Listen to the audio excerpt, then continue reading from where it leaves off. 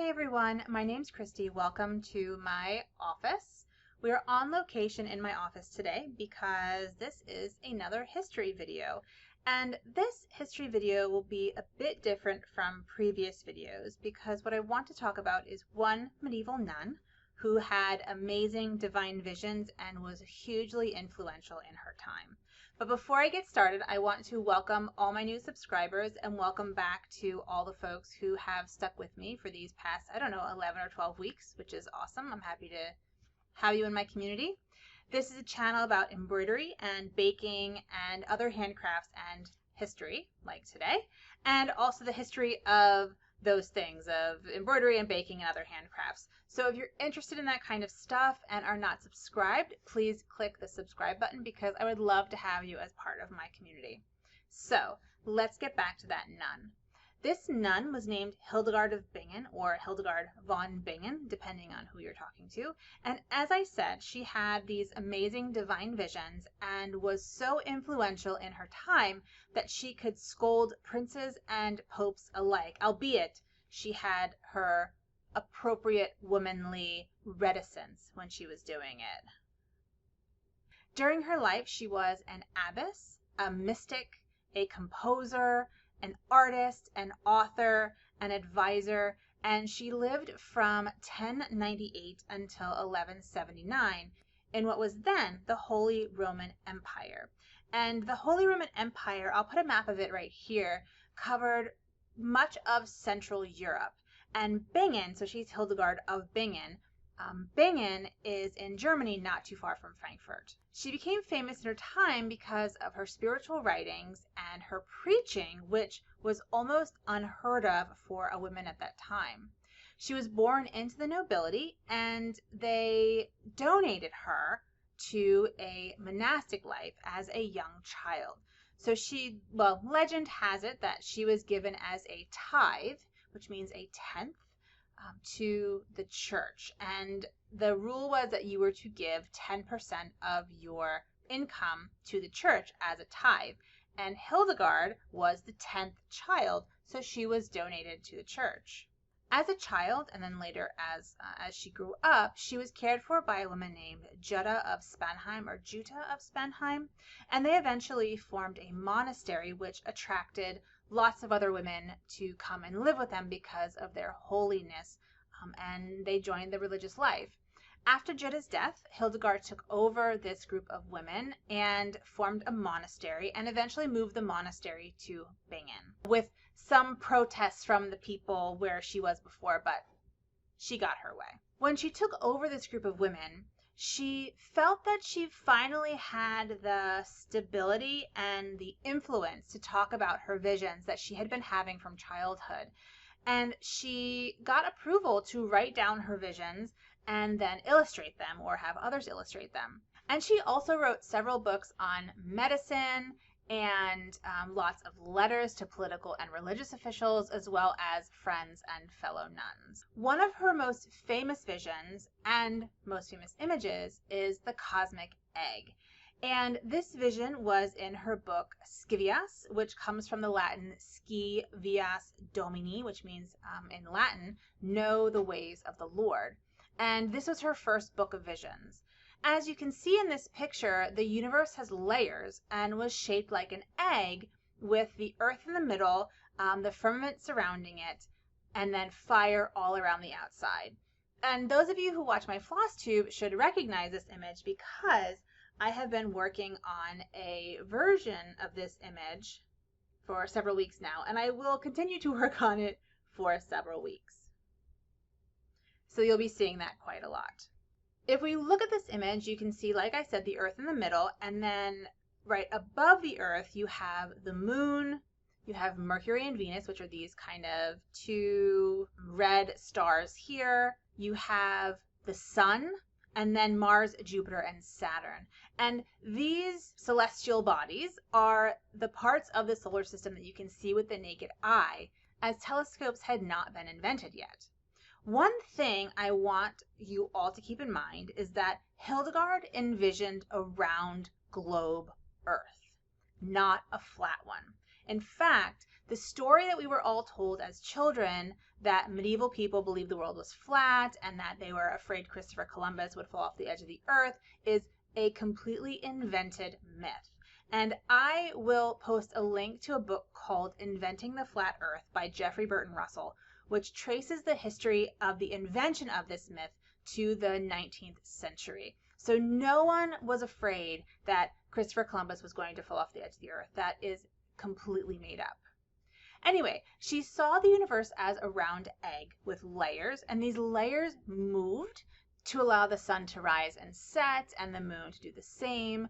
The stars in the sky are moving, the planets are shifting, right? And so all these different layers are moving around the earth. And when they moved, she believed they created divine music. And I mentioned earlier that she was a composer. Well, you can find her music on all major streaming services. And all of her songs were written for the female voice, and they were supposed to be sung during services as part of the holy offices. And I'll put a link to a longer version of this song below, or this set of songs below, but you can find her work all over the place, so it shouldn't be very difficult. Back to the cosmic egg. In her book Scivias, she breaks each vision into various parts. And first she gives a narrative of the vision, and then she breaks down that narrative into its divine meaning. So let's look at her vision of the cosmic egg.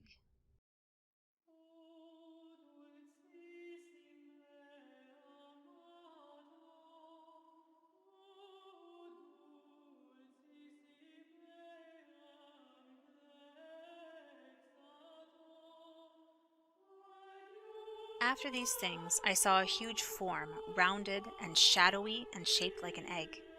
It was pointed at the top, wide in the middle, and narrower at the bottom.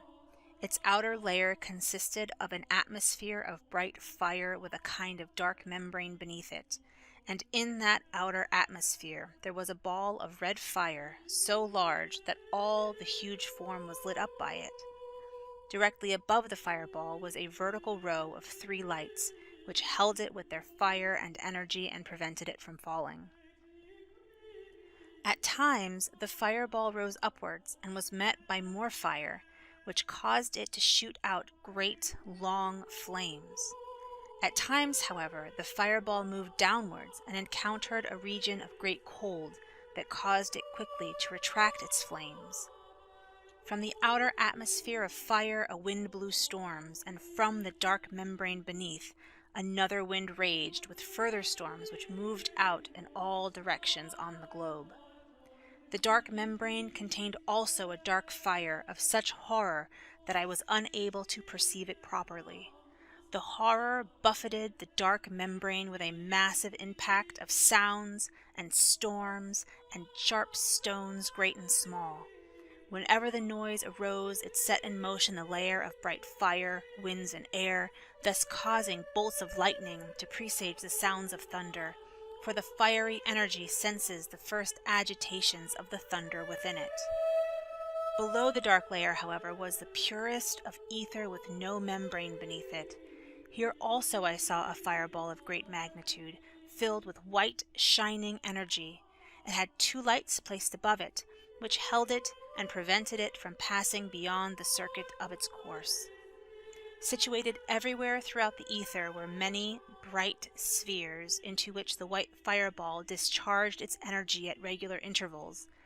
It then rose up again to the red fireball, where it recharged its fires and sent them forth again into the bright spheres.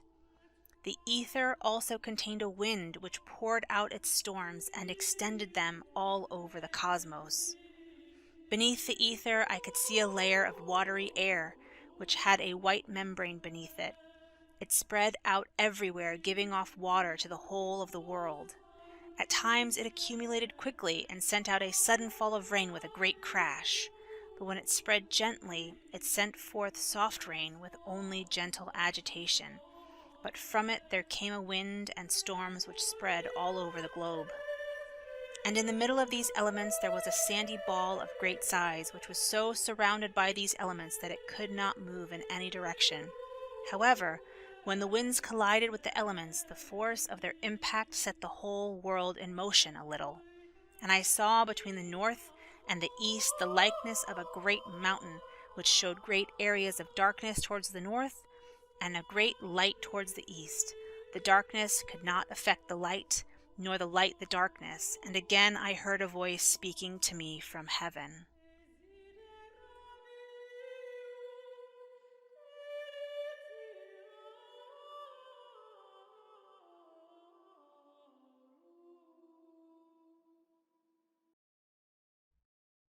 That was Hildegard's vision in its entirety. That's what she saw, and that's what she wrote down about the vision.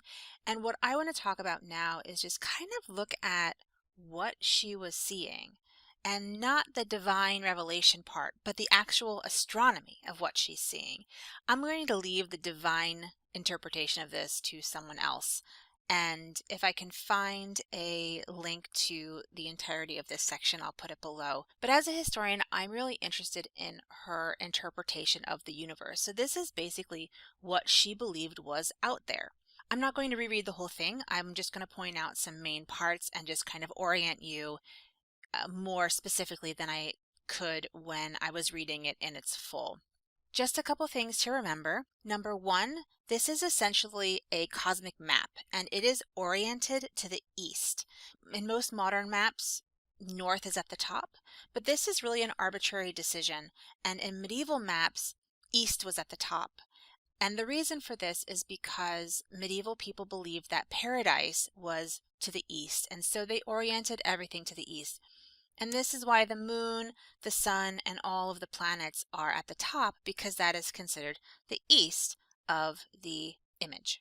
The other thing I want you to keep in mind is that for Hildegard, all of this was constantly moving. And I know I mentioned this when I talked about the music, but picture this image and the flames are flying and the winds are blowing storms and the stars are moving and the sun is moving back and forth, right? So this is a very dynamic image. And if I could do animation, I would do that for you, but I don't know how to do that. So you're just going to have to imagine the movement.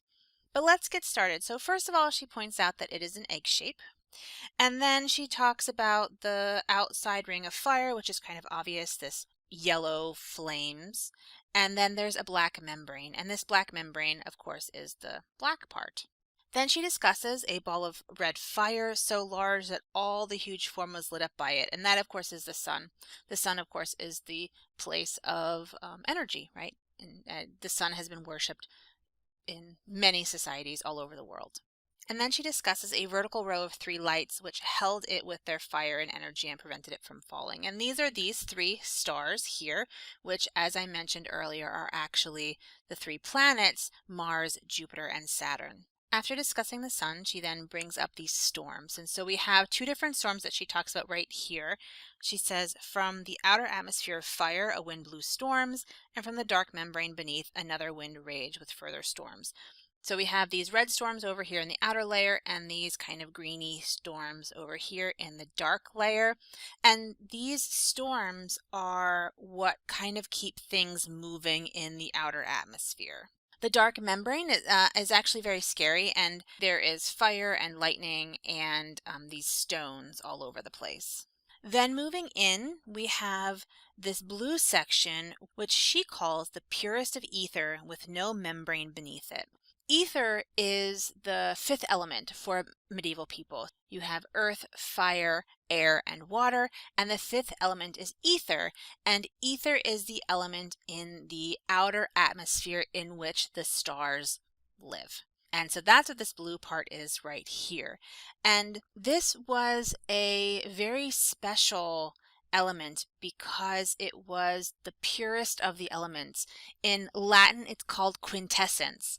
And it's where we get the word quintessential or quintessence, which is the purest of whatever it is, the purest form of whatever you're talking about. In this ether, she saw another great fireball, which of course is the moon right here, and 2 lights placed above it, which are Mercury and Venus. And it is, according to Hildegard, the moon that gives the stars their light. She says, situated everywhere throughout the ether were many bright spheres into which the white fireball discharged its energy at regular intervals. So essentially the moon is recharging the stars. Then there is beneath the ether a layer of watery air, which is this kind of peach area here. And there are more storms in both of these areas. And then in the very middle, there was a sandy ball of great size, which was surrounded by these elements. And this, of course, is the terrestrial Earth. And she sees a mountain in the middle with a dark spot and a light spot. And she says, when the winds collided with the elements, the force of their impact set the whole world in motion. And here she is describing earthquakes. And so that's her vision of this cosmic egg. That was how she viewed the universe. And that's how she believed God told her what the universe looked like. And obviously we know scientifically that that is not correct, but I hope you can see the amazing revelation that this would have been for her as a religious person. Hildegard lived out her life in her monastery, and in death she was beatified fairly quickly. Many in her region regarded her as a saint in the Middle Ages, but she wasn't a universal saint, officially a universal saint, until 2012. And I hope this video was interesting for you. I will put links to her writings, her music, and other sources below. Thank you all so much for watching, and if you have any questions, comments, concerns, or corrections, please put them in the comments below. And with all that being said, please take care of yourselves and have a good one.